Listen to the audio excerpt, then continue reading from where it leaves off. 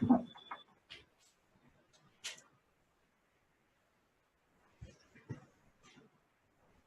and welcome to the English learning app called Hello English app. This app is very easy to use. Comes in a lot of languages which helps your learning very easy. Hello English app has so many topics that you can ever think of. Every topic has their own importance and their own notes followed by that. For your reference, you may go to the tab, download it, and then start using it. It's the most easiest way to learn English. Today, to give you a walkthrough to the entire app, I will take you through some lessons. Three of them are passive voice. Now, what do you mean by passive voice? Passive voice has another friend called as active voice. Now, active voice is something that describes a sentence when the subject performs the action. Supposedly, I threw this pen. So I am the subject and I'm performing the action of throwing this pen. So herein, I am talking the active voice, or this is the active voice. The teacher threw the pen. The pen was thrown by the teacher is the passive voice. Passive voice is nothing but the subject is acted upon by the verb. Now, when I say the teacher threw the pen, it was me who was acting on the pen. But in the passive voice, the pen was thrown by the teacher. The subject is being acted upon. The teacher corrected the mistakes. The mistakes were corrected by the teacher. Herein, the mistakes are being acted upon by the teacher.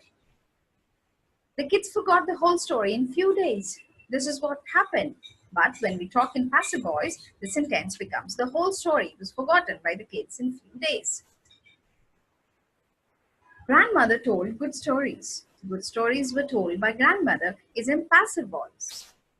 Remember that we should not or we cannot change the meaning of the sentence when transferring the sentence from active voice to passive voice. The best example is we go to watch a movie. After we come back from the movie, we generally try and narrate whatever happened in the movie, but we do not act that. We tell to the listener that the hero danced well. The hero fought well. The hero won the fight. This is what is being narrated. This is nothing but the passive voice. Now, the next topic in the queue is relative pronoun. What is relative pronoun? Relative pronoun is used to connect a clause or a phrase to a noun. Now, for this, refer to the lessons that teach you nouns and phrases. They are very easy to understand. You just have to go to the app, click there, and learn about them. You see them used every day. What are pronouns? Pronouns are nothing but the words that we refer to instead of noun. I cannot repeatedly say, Tina is a good girl, Tina goes to school, Tina eats her lunch, Tina does her homework, Tina studies, Tina listens, Tina talks, Tina dances. It would sound very monotonous if I say this repeatedly. Instead of Tina, I can replace it by a pronoun called she. But today in this lesson, we are going to learn what are relative pronouns. What are relative pronouns are who, whom, which, whomever, whoever, whichever, etc. He is a man who trains the local basketball team. He is not just a man, but he is the man who teaches basketball. He explained the lesson why he was late. All right? My friend has a dog that barks a lot. So we're not talking about any dog, but we're talking about a particular dog that barks a lot. I bought a car which was of the best value for money.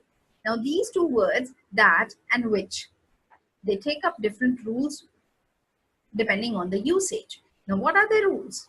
The rules are which and that talk about things and animals respectively. Which is always used for things and that is used for living beings. Identify the correct option from those given below. I don't want a house which is too far from the work. Why do I use which over here? Why I did not use who or whose or whom? Because which is referring to the noun house. And we have already told you that which refers. Now this can be very vague period like for a weekend, for some time, for a long time, for ages, for decades. Now what decade? What weekend? What long time? We are not referring to that specificity of the time period while talking using these terms. The most important point is that for is used to specify a particular period of time. Now, this particular period of time can be any time. We are not getting specific about it. In English, by using for, we have a formula which says for plus a period of time. Let us move to the topic that says since. Now, what do you mean by since? Since refers to a point of time. Since can be a time that lasts from a specific time period that started on and it would end on a specific time period. Now, what is this time period? We are talking about since when we say, supposedly, have you ever visited some of the monuments